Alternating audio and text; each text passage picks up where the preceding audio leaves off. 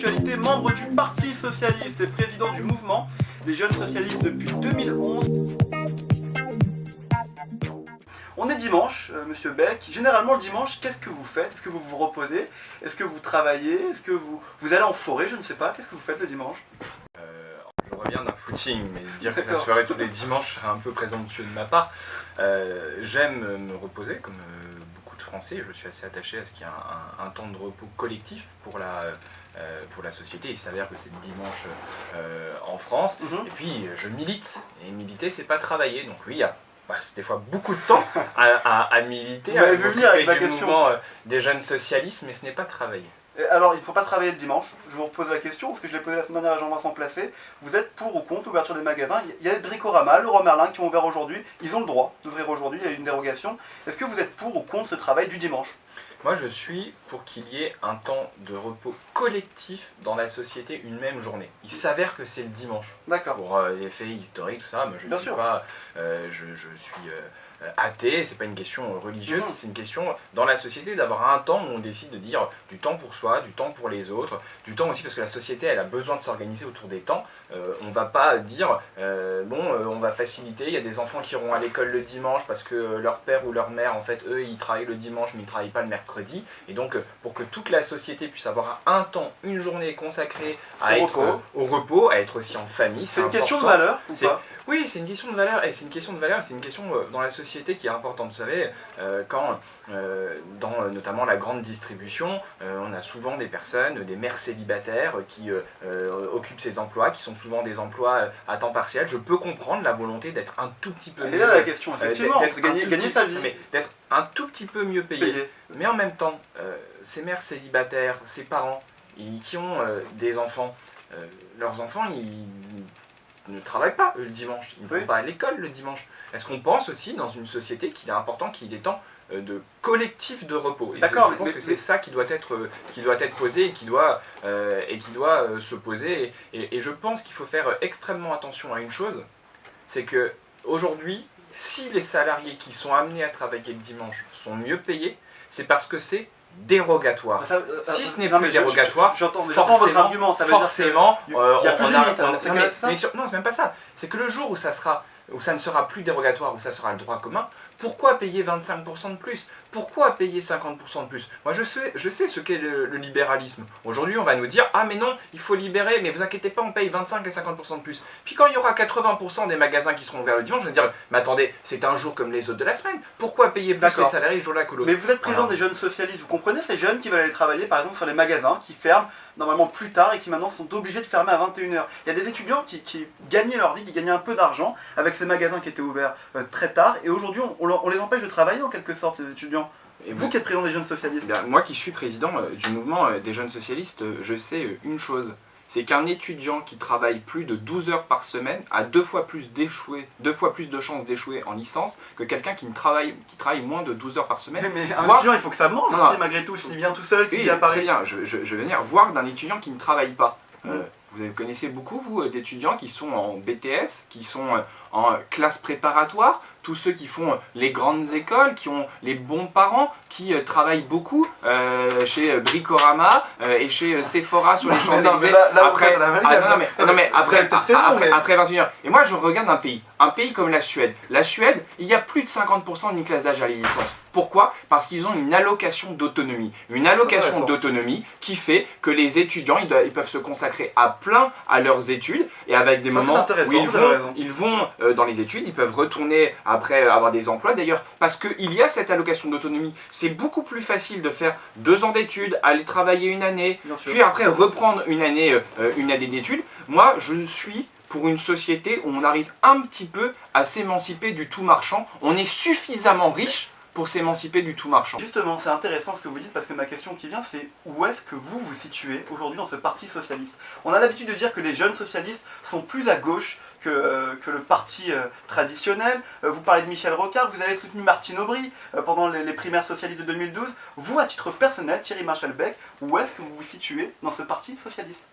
Moi, je me situe, je l'espère, au cœur de la gauche. C'est-à-dire que j'ai énormément de relations et beaucoup d'amis avec mes amis écologistes. J'admire quelqu'un comme Cécile Duflot. J'ai une relation un peu particulière avec Christiane Taubira, qui a mené beaucoup de combats et je l'apprécie humainement et dans les combats qu'elle porte. Je suis assez admiratif de la détermination d'un ministre comme Benoît Hamon sur l'économie sociale et solidaire. Et je pense, pour venir du Nord-Pas-de-Calais, ma région d'adoption, mais aussi de la Lorraine, ma région de naissance, que la gauche, je sais qu'elle agit aussi avec force quand les socialistes et les communistes agissent. Moi, je pense que le rôle du mouvement des jeunes socialistes, c'est d'être au cœur de la gauche. C'est pas d'être, je ne sais pas, une soi-disant aile gauche de je ne sais quoi des socialistes, c'est d'être le point de jonction entre les le point de jonction entre les socialistes, les écologistes et les communistes. D'accord, pour vous, François Hollande, c'est le vrai socialisme aujourd'hui, en France? François Hollande, c'est la personne qui a réussi à remporter des primaires citoyennes, c'est-à-dire de réussir à parler au peuple de gauche et qui aujourd'hui a une responsabilité,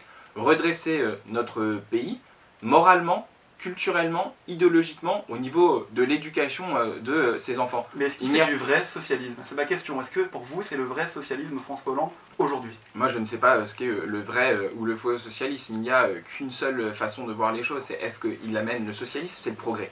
Est-ce qu'il y a des progrès? Est-ce que recruter des postes dans l'éducation nationale pour permettre à des enfants de mieux réussir là où on échouait ces 10 dernières années, c'est un progrès? Est-ce que rembourser à 100% l'IVG, c'est un progrès? Oui. Est-ce qu'ouvrir le mariage pour tous est un progrès? Oui. Selon vous, selon le Parti Socialiste qui a voté la loi? Selon toutes les personnes qui considèrent que donner des droits supplémentaires à des personnes sans retirer aucun droit à d'autres, eh bien forcément c'est un progrès. Et bien voilà, je pense que François Hollande est pleinement dans le camp du progrès. Est-ce que ça veut dire que le socialisme, c'est pas, on n'a pas un brevet en socialisme, c'est quelque chose qui tous les jours doit être engrangé, réaffirmé, poussé, voilà. Et moi je pense surtout, et c'est ça qui est important, c'est que mon rôle il est d'aider, dans la mesure que je le peux, c'est-à-dire pas grand-chose, mais on essaye de faire ce qu'on peut, aider le président de la République à réussir, parce que s'il n'y a pas de réussite du président de la République, on sait très bien ce qui arrive derrière. Alors justement, puisque vous parlez de cette réussite du président de la République et du Parti Socialiste indirectement, si je peux me permettre, hier, vous teniez un meeting à Paris contre la montée du Front National, vous vous êtes exprimé, vous avez dit que la réussite de la gauche est la condition nécessaire et indispensable à la lutte contre l'extrême droite. On a vu cette semaine, Marine Le Pen a dit que tous les gens qui qualifiaient le Front National de parti d'extrême droite, les attaqueraient en justice. Est-ce qu'aujourd'hui, sur notre plateau, vous réaffirmez à nouveau que le Front National est un parti d'extrême droite? Nous ne sommes pas un mouvement d'extrême droite, encore une fois. D'ailleurs, M. Cambadélis le dit, quand il dit « Ah, il faut que tout le monde appelle le Front National extrême droite », il admet lui-même, si vous voulez, il avoue lui-même qu'il s'agit là, en réalité, d'un acte militant contre le Front National. Je demande juste que les médias qui sont soumis à une obligation d'impartialité cesse d'utiliser un terme qui est aujourd'hui, effectivement, vous avez raison de le dire, utilisé comme une injure. Danser avec des néo-nazis qui refusent des juifs à un bal, on est d'extrême droite, on est même en plus antisémite.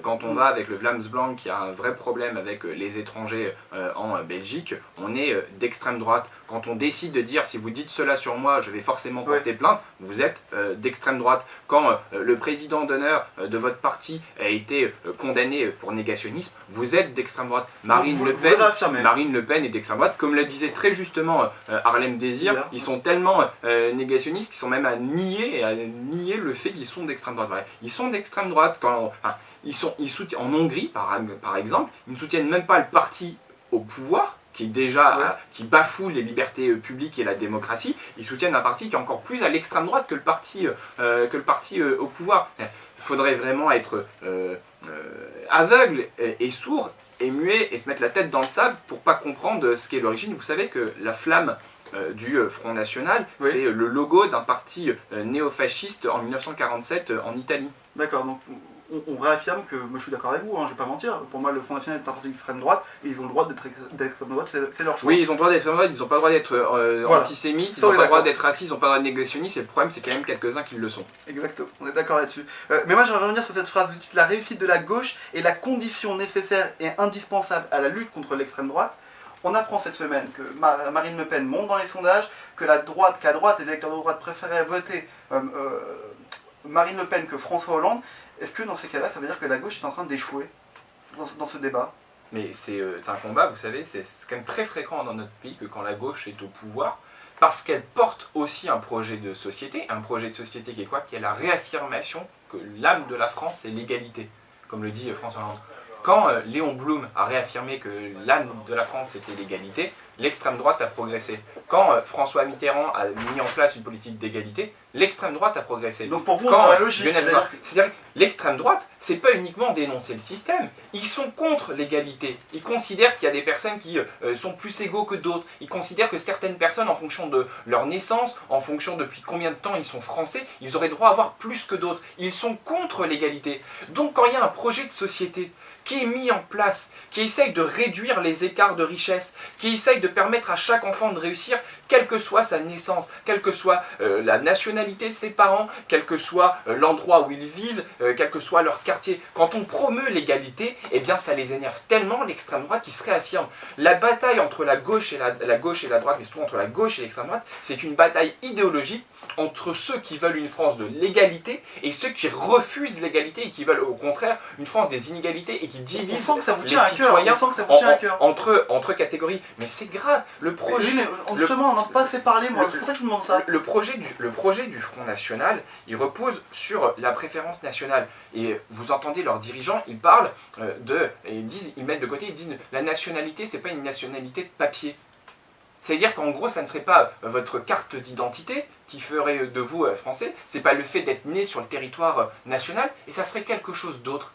Et c'est quoi ce quelque chose d'autre? C'est-à-dire qu'il faudrait que vos parents soient français, vos grands-parents soient français, vos arrière-grands-parents soient français. Et jusqu'à quand?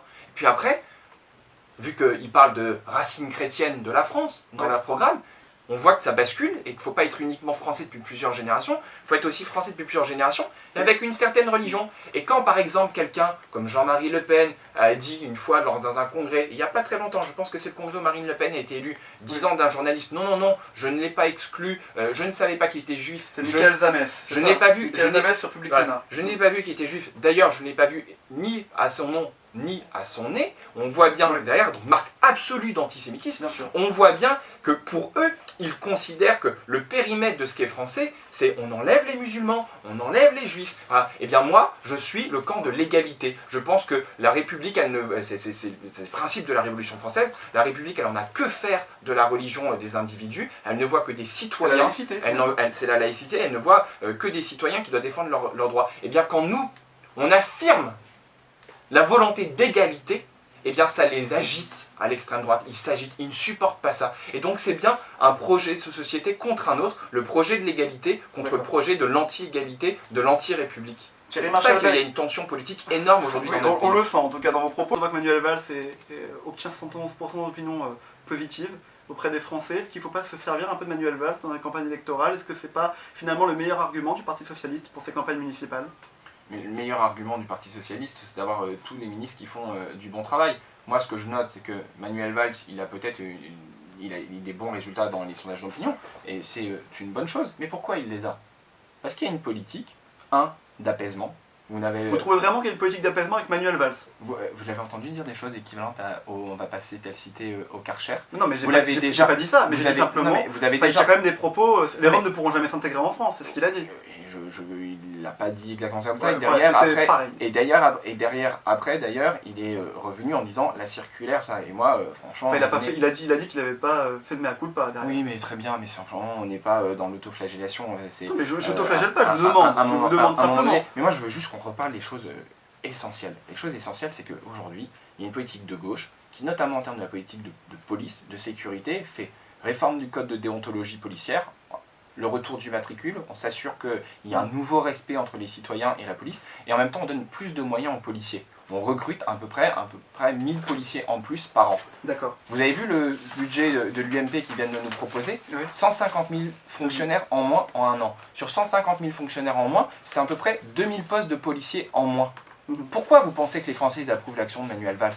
Parce qu'avec la gauche, on recrute des policiers dans notre pays. Et bien moi je dis à monsieur Estrosi, est-ce que vous soutenez le projet de l'UMP qui est de supprimer 2000 postes de policiers en 2014? Est-ce que vous voulez qu'on supprime 80 postes de policiers à Nice, à Nice, C'est qui est sa ville. mais qui est sa ville, Qu'il est maire. voilà. Est-ce qu'il soutient le projet de l'UMP qui est pour supprimer des postes de policiers? Est-ce que les Parisiens, ils vont voter Nathalie Kosciusko-Morizet, qui elle aussi soutient le fait qu'on diminue le nombre de postes de policiers Nous verrons en avec avril. l'UMP? Nous verrons en avril. Moi, Mars, je avril. veux qu'on dise ici qu'il y a une différence entre la politique de sécurité de gauche et de droite. La gauche, elle recrute Ça, c'est plus de 1000 policiers. D'accord, La droite vient de proposer d'en supprimer 2000. 3000, on ne sait pas. Sur leurs 150 000 postes de fonctionnaires qu'ils veulent supprimer en 2014, combien de policiers en moins? Combien de postes dans la justice en moins? Combien de postes en moins dans l'administration pénitentiaire? Ces gens-là, vous pensez sincèrement, et moi je le dis, aux bijoutiers niçois, est-ce qu'ils préfèrent la gauche qui recrute des policiers à l'UMP qui en a supprimé 10 000 en 10 ans et qui propose encore d'en supprimer 2000 en 2014? À la fin de votre mandat,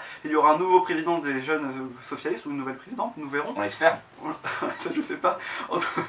En tout cas, vous allez faire un week-end de désintégration ou pas? Dites-moi oui, faites-moi rêver. Vous allez faire un week-end de désintégration? Je vais m'en occuper, c'est pour ça que je vous demande. Non, je vais prendre du temps avec ma compagne. D'accord. Alors, rattraper. Alors, très bien. Imaginons que vous allez faire un week-end de désintégration. Est-ce que pour votre week-end de désintégration, il y aura un open bar? Non. Non? Vous êtes contre les open bars? La loi n'est pas tellement respectée d'ailleurs. Non, mais moi j'aime bien payer ma bière. D'accord, très bien. Est-ce que vous avez lu l'enquête sur le cannabis? À Paris, 3 fois plus de résidus de cannabis dans les eaux usées parisiennes que dans les eaux d'Amsterdam. Est-ce que vous êtes au courant de cette enquête? Non, mais ça ne m'étonne pas. On voit bien qu'il y a une certaine absurdité sur la politique Vous êtes pour la légalisation du cannabis? Moi, je suis pour la légalisation du cannabis, le contrôle du produit, la taxation par l'État, notamment parce que je ne suis pas pour que ça soit la mafia et les kalachnikovs qui s'en occupent. Vous avez déjà fumé un joint ou pas? Ça peut vous arriver? Plus d'un. Très bien. Est-ce qu'il y aura Jean Rocasse à votre week-end de désintégration? Absolument pas. Vous n'aimez pas Jean Rocasse? Moi, vous savez, je n'ai rien à voir avec ces gens-là. Très bien. Est-ce qu'au niveau d'un week-end de désintégration, il y a toujours un surveillant qui fait office d'autorité? Est-ce que ce sera plus Manuel Valls ou François Hollande? Sincèrement, ils ont d'autres choses à faire, ils ont le sort des Français entre leurs mains. Vous n'avez pas envie d'inviter pour votre feu d'adieu ni Manuel Valls ni François Hollande? Sincèrement, si c'était pour mon petit plaisir personnel, je serais très heureux de les voir. Mais aujourd'hui, c'est pas un jeu de tenter de redresser la France, d'apaiser la France, de le sortir de l'ornière dans laquelle elle était. Ça sera 2 heures, hein, ce sera pas plus. Non mais 600 milliards de dettes en 10 ans, 1 million de chômeurs en plus, des propos haineux, une polémique tous les 3 jours à l'encontre des musulmans, des roms, des juifs ou je ne sais qui. Voilà, diviser, opposer. Il y a besoin de rassembler, d'apaiser. Politique de l'éducation, politique du logement, politique de l'emploi, politique du pouvoir d'achat. Voilà. Et avec Manuel Valls qui doit s'occuper de la sécurité et qui doit rassembler les Français et ne jamais diviser. On va devoir rendre l'antenne, c'était très intéressant. Une dernière question, la semaine prochaine nous recevrons Geoffroy Didier dans notre émission. Est-ce que vous avez une question à lui poser? On lui demandera en direct votre question, ou pas du tout. On lui dira vous n'avez pas de question à lui poser si vous ne voulez pas lui poser de question.